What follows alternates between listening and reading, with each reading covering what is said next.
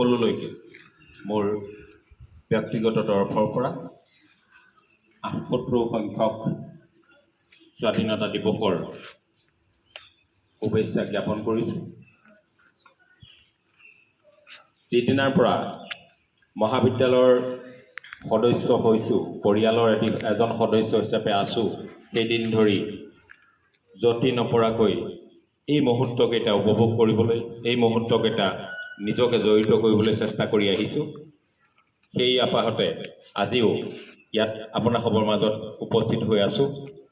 আমি মহাবিদ্যালয়ৰ এই গৌৰৱোজ্জ্বল ৩৩টি বৰ্ষৰ প্ৰতিটো ক্ষণত মহাবিদ্যালয়ৰ প্ৰতি যিসকলে দায়বদ্ধতাৰে সেৱা আগবঢ়াই গৈছে, যিসকলে স্বৰ্গগামী আত্মাই তেখেতসকলৰ জীৱিত কালত আমাৰ মহাবিদ্যালয়খন প্ৰতিষ্ঠা কৰিলে, এইখিনিতে আমি শ্ৰদ্ধাৰে স্মৰণ কৰিছোঁ।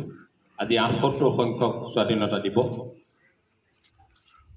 সেই সময়ৰ তদানীন্তন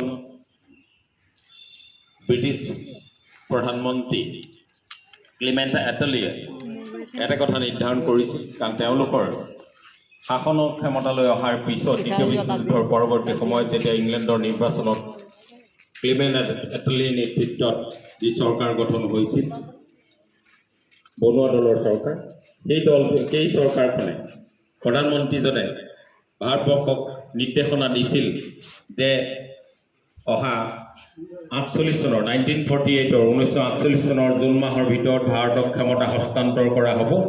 গতিকে ভাৰতীয় নেতাসকলে, ভাৰতীয় নেতৃবৃন্দই তেওঁলোকৰ প্ৰাৰম্ভিক কাৰ্যকলাপ চলাই নিব পাৰে। তেখেতসকলৰ কাৰ্যপ্ৰণালী, তেখেতসকলৰ শাসন প্ৰণালী কি হ'ব কি নহ'ব সেই সম্পৰ্কে নিজৰ ৰূপৰেখা তৈয়াৰ কৰিবৰ বাবে আহ্বান জনাইছে।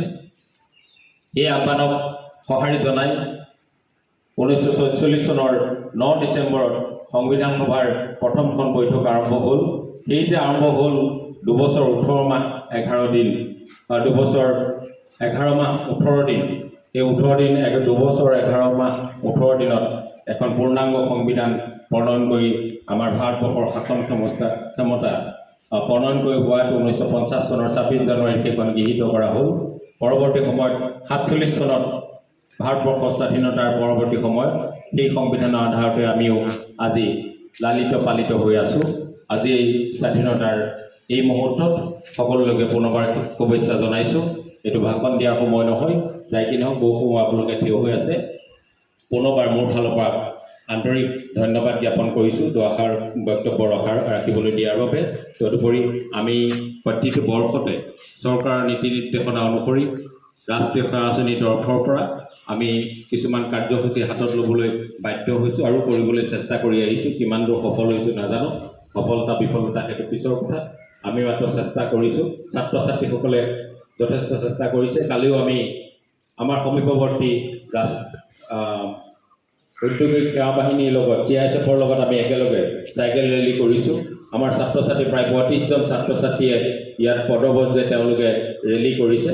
গতিকে মই সকলো ছাত্ৰ ছাত্ৰীক মোৰ সেই ৰাতিপুৱাতে আহি মোৰ আহ্বান নেওচা নিদি আহি পেলাই যে তেওঁলোকে সেই ৰেলীত অংশগ্ৰহণ কৰিলে তাৰ বাবে অশেষ ধন্যবাদ আৰু কৃতজ্ঞতা জ্ঞাপন কৰিছোঁ। তাৰ লগতে আমাৰ এটা বাৰ্তা দিব খুজিছোঁ যে CISFৰ যিজন কামাণ্ডেণ্ট এণ্ড্ৰিউ চান্দুই, তেখেতে কালি আমাৰ ছাত্ৰ ছাত্ৰীসকলে ইমানেই প্ৰশংসা কৰিছে। চাইকেল মাৰি গৈ আছোঁ, তেখেতে মোক ক'লে, কাটনি চাহাব আপুনি আগলৈ আহক, আমি একেলগে গৈ আছোঁ। চাইকেল মাৰি গৈ থাকোঁতে তেওঁলোকৰ প্ৰায় 40জন আছে, আমাৰ 7জন মানুহে চাইকেল লৈ আহিছে, বাকীসকলে খোজকাঢ়ি অহাৰ কাৰণে মই তেওঁলোকক ৰেলী কৰিবলৈ দিলোঁ।